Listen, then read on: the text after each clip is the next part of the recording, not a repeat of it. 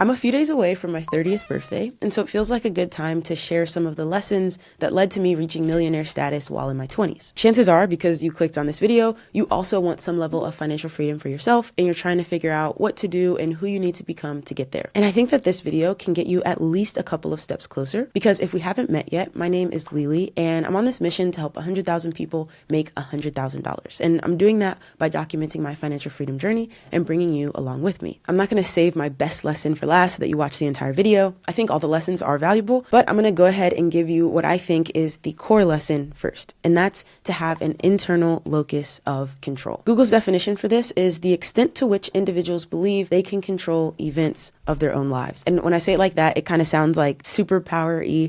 The way that I think of it comes back to something my basketball coach used to say, which is you should hope that everything is your fault, because if it is, you can fix it. The more that we feel that things are our fault, which I like to think of as in our control, because fault kind of has a negative connotation, but the more we feel that things are in our control, and the more we feel that our actions around those things affect the outcomes, the more likely we are to take action. If I think that pressing a button is going to get me some positive result, then I'm more likely to press the button. If I think that the positive result is random and will maybe be bestowed upon me and maybe it won't, then I will just sit back and wait and see what happens. And I think having this bias towards action and feeling like my actions have control over the real life outcomes that I'm going to potentially receive, I think has been a superpower in moving me forward, even in the face of I don't have all of the answers. I don't know exactly what's going to happen, but I have this internal locus of control that my actions influence the results, rather than having an external locus of control that the world and everything else that everyone else does has more power over my results. I think that has made a huge difference in everything that I've been able to achieve. Next is to remember that resilience isn't new to you. I always thought that I would make my first $1 million through basketball, that I would get brand deals and a pro contract, and I was on that path until I blew out my right knee on national television and my career was over. And so I had to figure out something different very quickly. That's what actually caused me to start this YouTube channel, to shift into learning about real estate investing and starting businesses and document the journey and bring you along with me. And eventually that led to me becoming a millionaire by two different definitions. One being a net worth millionaire by having a real estate portfolio worth more than $1 million.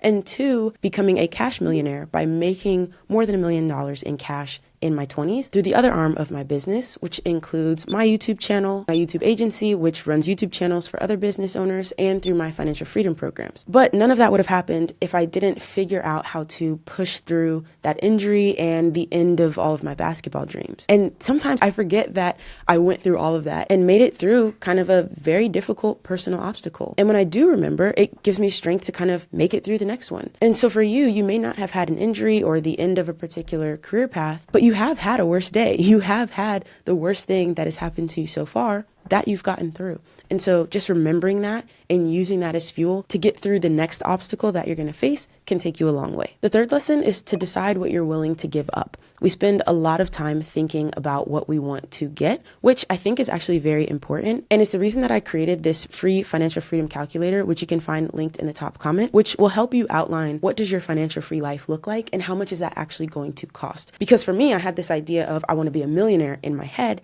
but I didn't actually know what that meant for my lifestyle. Like, what type of car do I want to drive? What type of food do I want to eat? What type of clothes do I want to wear? How do I want to spend winters? How do I want to spend summers? All of those things are what actually makes someone's life financially free. And we're all going to have different options. So if we can outline what we want and how much it's going to cost, then we can reverse engineer what we need to do to hit that financial freedom number. Because I think if we don't have a financial freedom number, we're kind of just wandering down a path without direction. So as a side note, you can walk through that exercise really simply. It'll take you less than 10 minutes using that free calculator in the top comment. But that's about what we want to get, which yes, is important, but we also need to think about what we're willing to give up. After I blew out my knee while I was at Notre Dame, I got the chance to do media and rehab for the Harlem Globetrotters. And it was really cool because my very first day at work was going out to the Bay Area and doing trick shots with Steph Curry, which I didn't even have to say how awesome that is. But that was the first day of a very long year where I was obviously globetrotting, doing a ton of traveling. And I don't remember exactly what made me make this decision, but I decided that instead of listening to music while I was driving from state to state or while I was on these long plane rides, I would listen to audiobooks and podcasts. And the amount of time that I got back and the amount that I learned gave me so much confidence after that year with the Globetrotters was over to dive right in and start taking action and making offers on real estate properties and starting up my own business. If you want to get something that you don't have, you're going to have to dedicate more time to it. So see what parts of your life that you can steal time back from in the interest of what it is that you want to get. Which leads me to the next lesson: create more than you consume. This isn't just for people who want to make content, whether it's short form content or long form content like this, but in general, when we are creating something, it's there in the word, we are being creative. We're getting that energy and those juices flowing that are going to help us bring into existence something that isn't currently here, which is actually what we're all trying to do. We are all trying to get from one state to another where something new exists for us in our financially free life. So spending more time in that creative energy, whether it's sharing on social media, writing emails to your ideal clients, journaling to yourself, whatever it is, being in that creative energy more than you are in a consumption energy, just taking in what other people have created, will help you bring into existence those things that you're looking for. Speaking of social media, number 5 is that comparison is the thief of all joy. Sometimes I find myself a little hesitant to share my successes too much on social media. It's like, I want to teach, I want to help people, but I don't want to brag. But then if I don't share that I've actually accomplished the thing, then will people believe the teaching? And the reason I kind of have this conversation with myself is because I don't want you to compare where you are in your journey to me, where I am in my journey, because it just doesn't feel good. It steals your joy, it steals your energy. And I find myself doing the exact same thing. If it's like, oh, I see someone on Instagram who is where I think I should be, is further ahead, is doing the things that I want to do, then I start to feel kind of that discomfort in my stomach. And so this lesson is just a good reminder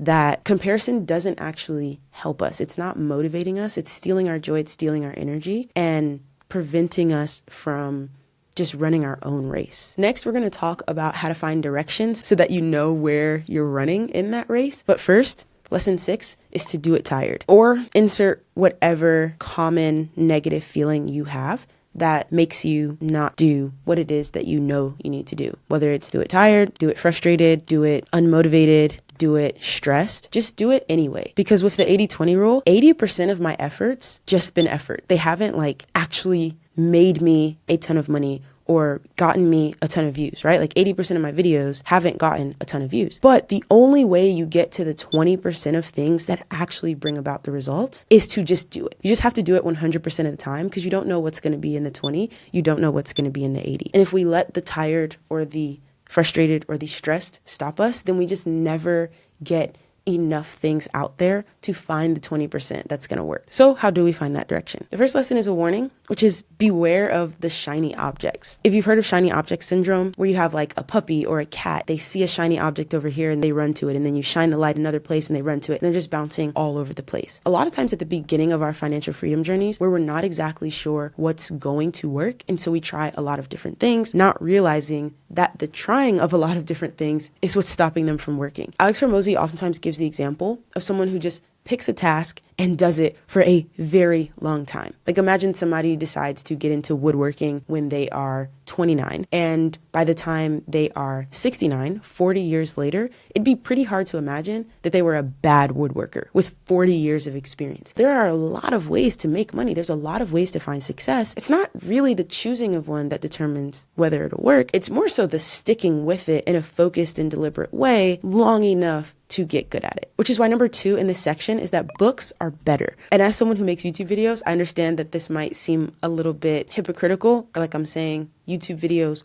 aren't helpful with your learning. Here's why I feel this way. I was fortunate to get to go to 2 of the top business schools in the nation, maybe in the world. I went to Stanford for undergrad, studied business, and I went to University of Notre Dame for grad school and got my master's in business. I've also always been very entrepreneurial, and so I've always tried to learn stuff on my own and gone the route of YouTube University as well, and seeking out information and trying to learn it for myself. There's pros and cons to both of those things, but one of the big pros of going to a business school and studying in a very structured way is that you dive into long form content. You dive deeper rather than wider on concepts. And that type of long form content, whether it's a textbook or a book written by a private individual or even something like a podcast, is oftentimes designed to take you from A to Z on a specific topic. Whereas YouTube videos like this are more so meant to fill in gaps of your knowledge, to provide motivation, inspiration, to spark new ideas that you can then go take action on. And so those things serve two different purposes. And I think sometimes we only consume the shorter, more gap-filling knowledge rather than making sure we have the foundational knowledge that gives us the broad picture A to Z,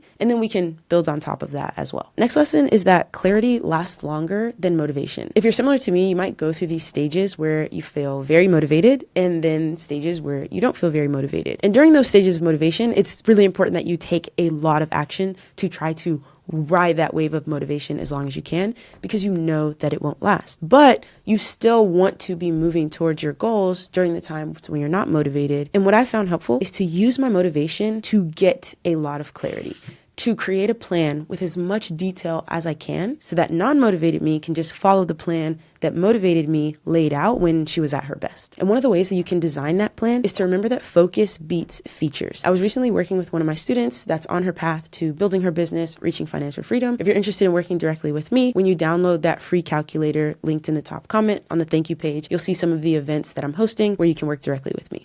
But when I was working with this student, we were designing an offer for a client who said that she wanted to work with her, right? And who said, send me your packages, send me what offers you have. And at first, she had 6 options laid out for working with her. 3 categories, a low price and a high price option in each. And while I liked the idea of giving options, because it's better to give a, hey, would you like this or that, than a, do you want yes or no? That's a better proposal to make to a potential client. But 6 options was too much. And so we whittled it back to 3, but we did it creatively, where it was actually option A or option B. And then you can have an additional add-on to either one of those. What the client ended up coming back with less than like 10 minutes later was, okay, yeah, I want to do B with an add-on of C.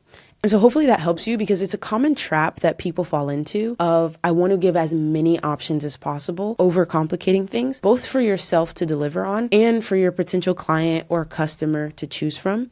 Focus is usually going to be better than features. The next thing to think about while you're figuring out what direction your financial freedom path is going to go in is to think about your brand. The first part is that the best thing that your brand can be is you. And the second part is that because you have a brand, that doesn't mean that you have to be an influencer. I recently got to give a presentation at a Women in Real Estate conference all about how building a personal brand can help you build a real estate portfolio, whether it's finding deals, finding business partners, finding private lenders. There's a lot of things that can come to you when people know about your brand. In fact, that's the only reason that I was there speaking. I did not have as much real estate experience or as much net worth as many, probably the vast majority of the high-powered women at the conference. But I was up on stage speaking because I had built a brand that clearly communicated the value that I could bring to this particular audience. But before I got up there, I looked around and I realized that everyone else was dressed way fancier than me. I am not a fancy dresser. It's part of my financial freedom life to dress comfortably, wear the things that I like to wear. But in that moment, I was feeling so uncomfortable and so underdressed that I literally door dashed a blazer before my speech. I threw it on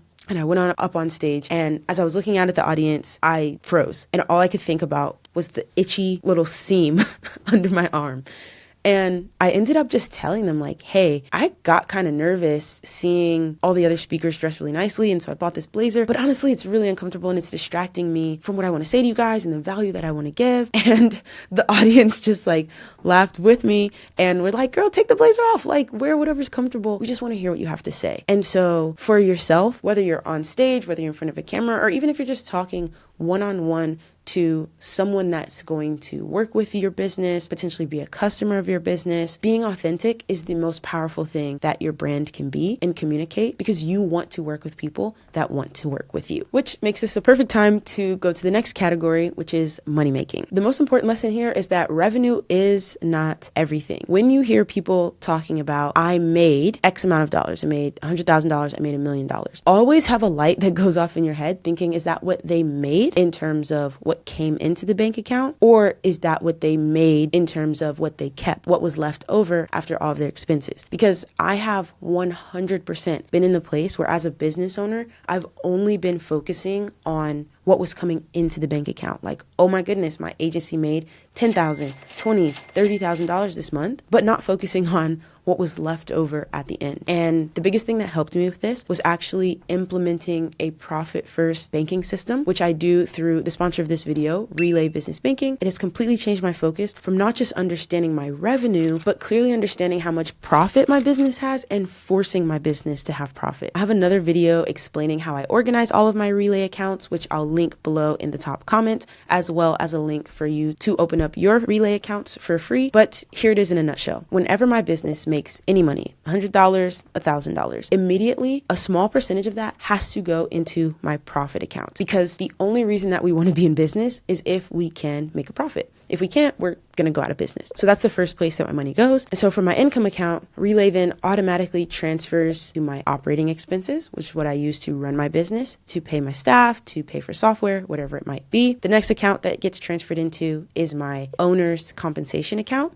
which is the salary that I pay myself, which is different from my profit, because as a business owner, we eventually want to step out of the business. So if I can take that salary away from myself and hire someone else to do what I'm doing now, but I still have my profit, then I can go live my financially free life and live off of the profit while someone else gets paid to run the day-to-day. And then the last account that it gets transferred into automatically is my tax account. Again, I've got a whole video breaking this down, as well as the link in the top comment so you can get your own Relay account, and I'll teach you how to set that up for yourself. But the main idea is that revenue is not the most important thing. It's having profit in your business, as well as being able to fund those other categories that keeps you in business and gets you to financial freedom. The next lesson is not to focus on doing business, but on winning business. I spent a lot of time at the beginning of my journey working on a brand name, brand colors, getting my logo, printing out business cards. These are all things that were doing business. But what I wasn't focused on was actually winning business, doing revenue generating activities that would prove I was in the right spot and give me funds to get all of that other stuff done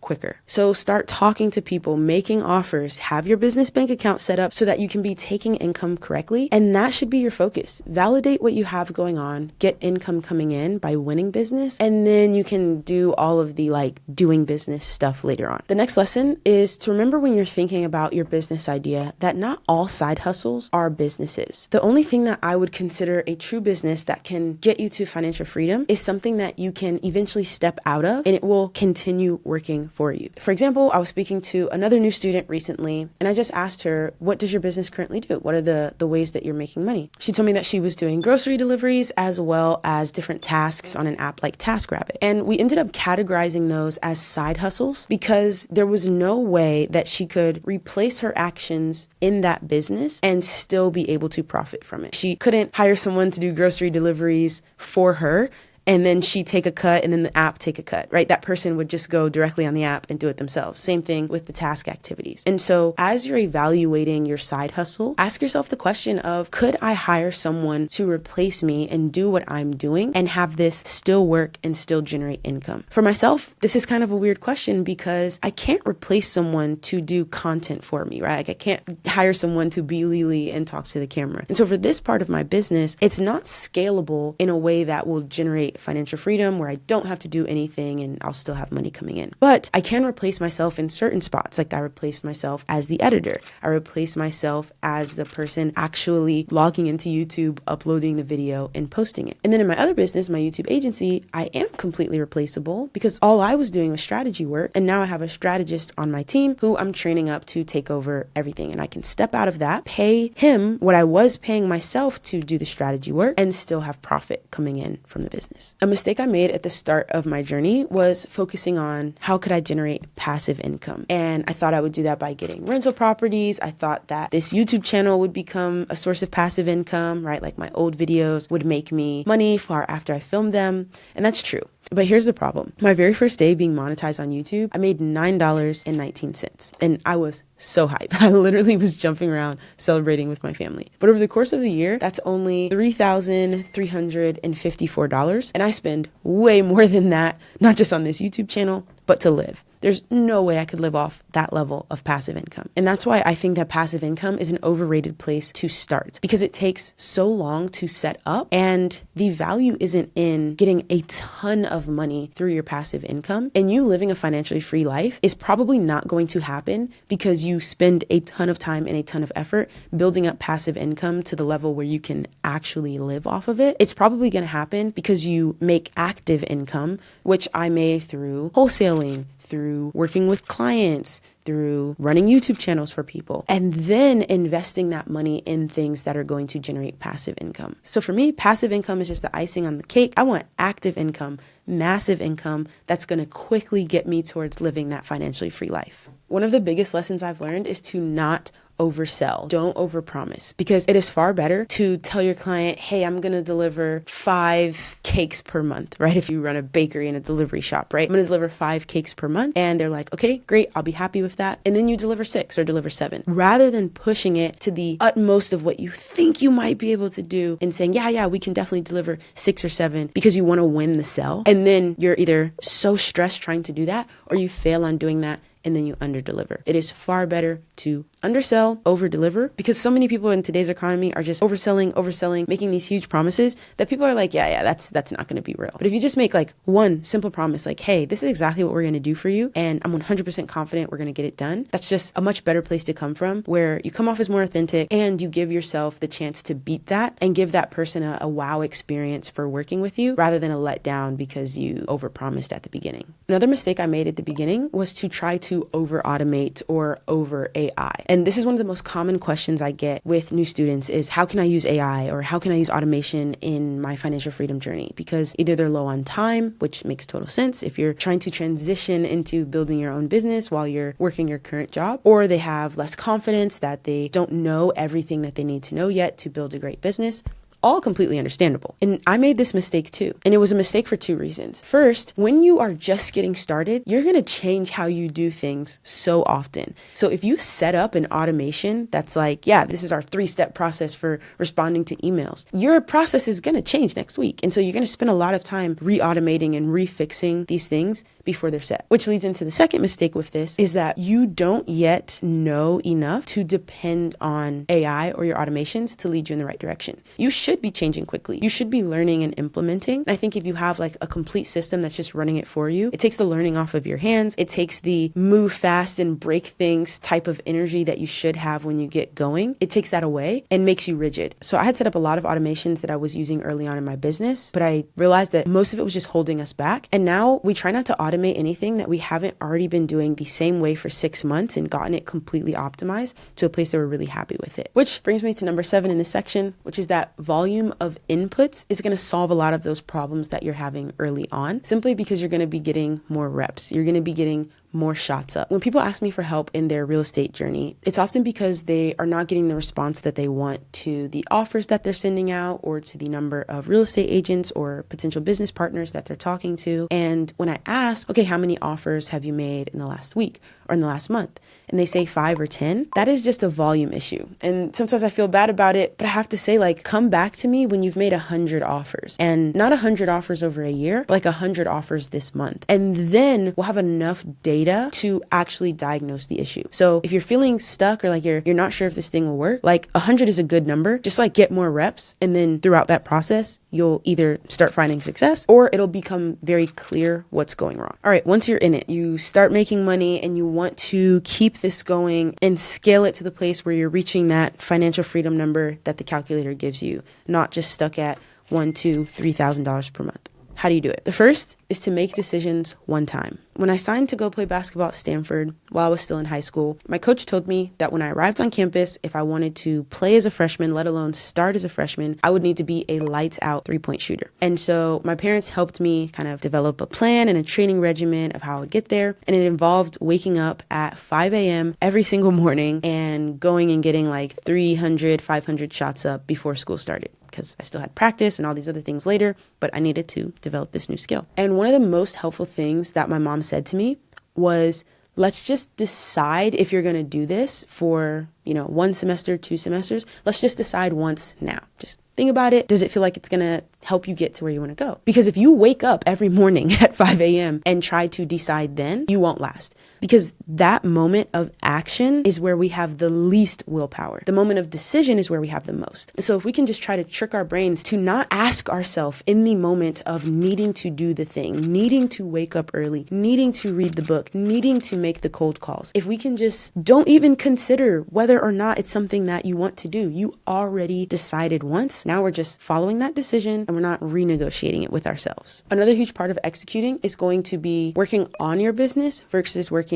in your business. And the difference between the two is that working on your business are things that move your business forward. Working in the business are things that keep the business going today. So for example, in my YouTube agency, whenever an editor finishes a video, we have to have a quality check. We want someone from our team to watch that video and make sure that it's a good product to send to the client before they see it. If not, they send it back to the editor with notes and they revise it until it's ready for the client to see. And this is something that at first I was doing, and that is in the business activity, keeping the business running today for the videos and clients that we're working on. But when I hired someone else to be our quality checker and to do that work in the business, it freed me up to work on the business, which would be me doing things like designing our cold outreach campaign so that we could find more clients, or creating training materials so that our editors and our strategists could improve in their skills. At the beginning, I was doing everything. I was the in the business girl and the on the business girl, and you will be the same as you get started. But one thing that helped me was using this time tracker called Rise. R-I-Z-E. You can go to liliinvest.com/RIZE and grab a free trial of it. But I would track my time and I would categorize things as on the business or in the business. And I just slowly each week wanted to move my on the business time up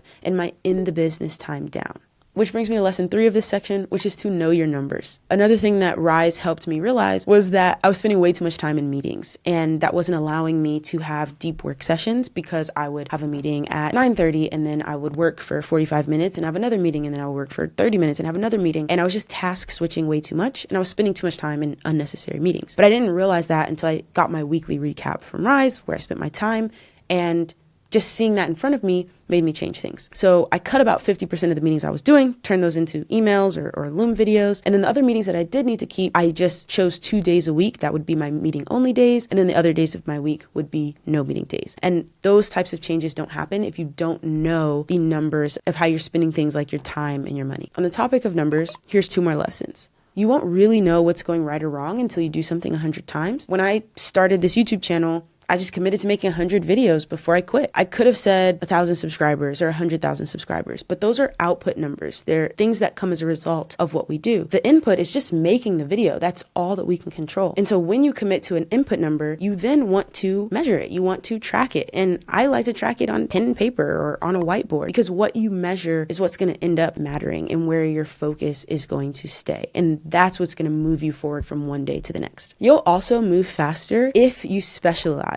And this is a lesson that I have heard for a long time, but I am just now internalizing. I used to say that my YouTube agency was meant to help business owners to grow their YouTube channels. And so, who's a business owner? Anybody who makes money from what it is that they talk about on YouTube. That was way too broad. And we're having all types of problems finding the right type of lead, proving to those different leads that we could help them. When we specialized and when we said, hey, we help sports and fitness creators to grow their YouTube channels, we found it far easier to find the types of channels that meet our criteria, reach out to them. But it also made the conversations that I have with those potential clients way easier, because we come to the sales call and they know that I specialize on helping someone just like them, and I have a ton of case studies where I can prove that I can help someone just like them. So when I talk to a pickleball content creator, for example, and I can say, hey, these are the other pickleball channels that we run, and here's the results we've gotten for them.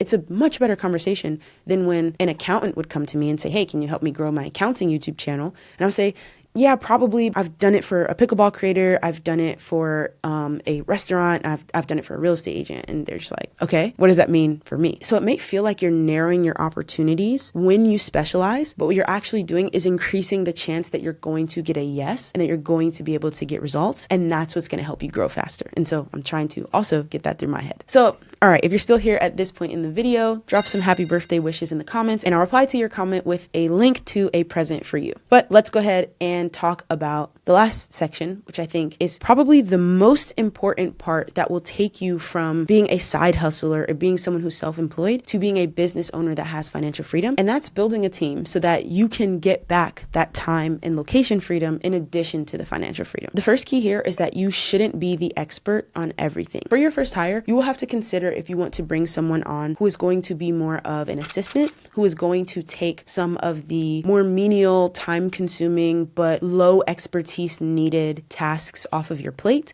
And this is often where people start because this is the cheapest thing to hire for. Or you can hire for someone who is going to take on some high value activities. Let's say that you are a web designer for e-commerce stores. Well, you could bring on someone who's going to answer your emails and, send invoices, or you could bring on someone who's a really good web designer who's going to allow you, instead of making 2 websites per week, to make 5 websites per week. Regardless of what category you're going to hire in, try not to be the expert. If you hire someone who's an assistant, yes, you will have to teach them what you want and how you want things done, but they should be the expert on how an assistant makes your life easier, right? They should be able to come to you with ideas of, oh, hey, here's how I can organize your email inbox. Here's how I can structure your schedule, whatever it might be. And the person who you hire to do like the high value task should be as good as you, or if possible, even better than you. My first high value task hire was a video editor, and they were a far better video editor than me, which allowed me to make a huge jump that my content wouldn't have made if I was relying on being the expert of everything in my business. And if you're thinking that none of this matters to you yet because you're not in a place where you're gonna hire, the next lesson is to document before you have someone to delegate to. So that whatever it is that you're doing for yourself, how you like to manage emails, how you like to design websites, how you like to handle sales calls, these are all things that you have some type of system for doing, and you should be documenting how you're doing those things so that when you do hire someone to plug into that role, you don't have to start from scratch to train them up. Number 3 is a controversial one, but don't pay a headache. I posted a video on my channel where I showed myself having to fire an employee, and it was a little bit controversial, but the same way, if you are going to be an employee for someone else, there is a chance that you will get fired. If you want to be in business for yourself, there is a chance, and actually a very high likelihood, that you will have to fire, that you'll have to be on the other side of that. And so don't pay a headache is the overarching idea, but it breaks down into 2 sections. 1, assume that if they knew better, they would do better. And if they don't know better, it's your fault. So you have to give your employees or people who are working with you very clear instructions, very clear direction, and equip them to do exactly what it is that you need them to do. They cannot meet expectations that they either don't know or that they don't have the tools to meet. Once you've done that, and once you've had that conversation, if they are still not able to or unwilling to meet those expectations that you've set, then it is better for you both just to go your different ways. And I think that you should fire fast, fire clearly, but fire kindly, because at the end of the day, you shouldn't be willing to give up your financially free life and peaceful mindset simply because you have someone within your business who is not willing to work with you to meet the expectations that you've set. And if you made it this far, you're a real one. But our last lesson is to do cool things and tell people. I've gotten so many opportunities because I've been documenting my journey to financial freedom. And even if you don't want to be an influencer, the people around you should know what you're doing and what you're in pursuit of. Don't wait to be discovered. Show your work, show what you're doing. And if you're looking for a community of like-minded people to do that with, you can grab the link to that free pricing calculator in the description, and you'll also be invited to join my free school community. YouTube thinks you'll love this video next, or you can check out the links in the top comment, and I will see you in the next video.